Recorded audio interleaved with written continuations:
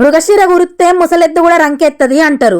మేము కూడా అట్లే అనుకొని పత్తి విత్తనాలు పెట్టినాము. మేము పత్తి విత్తనాలు పెట్టే ఒక రోజు ముందు మస్తు వాన గాలి, చెట్లు గోడలు స్తంభాలన్నీ ఇరిగిపోయి రోడ్లన్నీ బ్లాక్ అయ్యి కరెంటు లేక మస్తు మంది ఇబ్బంది పడ్డారు. సరే ఇబ్బంది అయితే కానీ వానలు పడుతున్నాయి కదా అని అందరికి నమ్మకం వచ్చి వడ్లు మండే పోసేటోళ్ళు వడ్లు తెచ్చుకున్నారు, పత్తి పెట్టేటోళ్ళు పత్తి విత్తనాలు తెచ్చుకున్నారు. జూన్ 9th రోజు ఆగమాగ మొగలు పట్టక ఒకలు వాన పడ్డది కదా అని ఆశతోటి ఆ కరివదనలనే విత్తనాలు పెట్టిర్రు.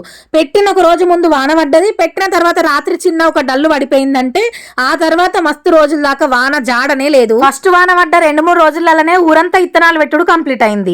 ఎంత సంతోషంగా విత్తనాలు పెట్టిరో అంత బాధపడే పరిస్థితి వచ్చింది. ఈ సంవత్సరం ఇట్లే ఉంటే రైతులతో పాటు అందరికి కరువు కాలం వచ్చినట్టే మళ్ళా గల్ఫ్ దేశాల తొవ్వలు పడతారు. పాస్పోర్ట్ చేతికత్తది, పారా నాగలి దూరం అవుతుంది. ఇన్నేళ్లు చేసిన వ్యవసాయంలోనే నోట్లు జల్లి చిల్లరేరుకున్నామంటే ఇక ముందు కాలం ఏం చేస్తుందో ఇంకెంత ముంచుతుందో. కనీసం ఓ బాయో బోరో ఉన్న స్ప్రింక్లర్లు పెట్టుకునేటోళ్ళము 2 సార్లు బోరేసినాము, మొత్తం దుమ్ములేసింది తప్ప పదన సుక్క రాలేదు. ఇప్పుడు పెట్టిన విత్తనాలు మొలిసినాయా మొలవలేదా తర్వాత ఏం చేసినాం అనేది నెక్స్ట్ వీడియోలో పెడతా. మీ సైడ్ పత్తి విత్తనాలు పెట్టిరా, తుకం ఎదిగిందా? కామెంట్ చేయర్రి. వీడియో నచ్చితే లైక్ చేయర్రి.